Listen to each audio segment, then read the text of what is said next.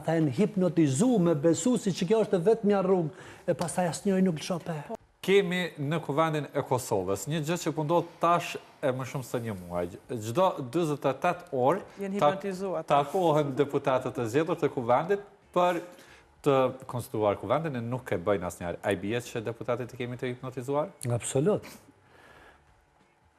Udhëheqësit e caktuar me një vizion të caktuar e krijojnë bindje në kokën e si quhen ta partijakt. Krerëve të partive, kryetarët të partive politike. Edhe gjitha antarët me atë lloj vizioni e krijon një lloj bindje tek ata se ne duhet ta ndjekim këtë rrugë dhe ata janë hipnotizuar me besu si që kjo është vetmja rrugë e pastaj asnjëri nuk lëshope. Po, kush është hipnotizuesi më i madh për këtyre krerëve të partive politike? Kurti, Lumiri, Memli, Ramushi apo Fatmir Limaj? Unë e pikë s'pohri... Për aso janë që i shohim në lajme. Po, që kjo është esenca që unë nuk shoh lajme. Kë nuk merr energji negative. Absolut jo. Nuk munda me toleru dikë tjetër. A je votus? Pa keq kuptim. Jeni votus? Jo. Okay.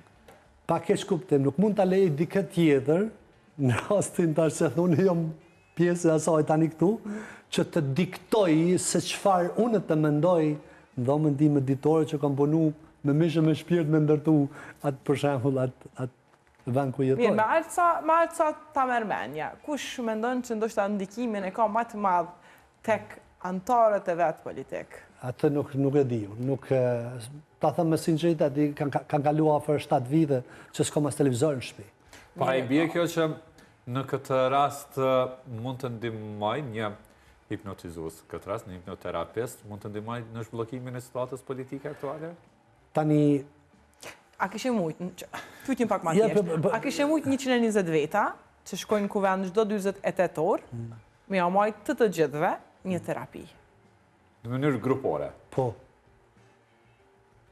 Sekretari i kuvendit, nëse po e sheh këtë intervistë, lutem, gjithçka është në dorën tënde.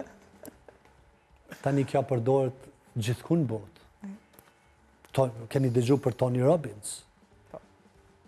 Është një gjigant botnor që ka pas Bill Clinton, George Bush, Tony Blair, Saddamin, e shumë kokat mëdha botnore që njihen, që kanë qenë të Tony Robbins me këshillat e tij, me hipnozën e tij që ka përdorur në zhbllokimin e mendjes kufizuese që dëpërtojnë.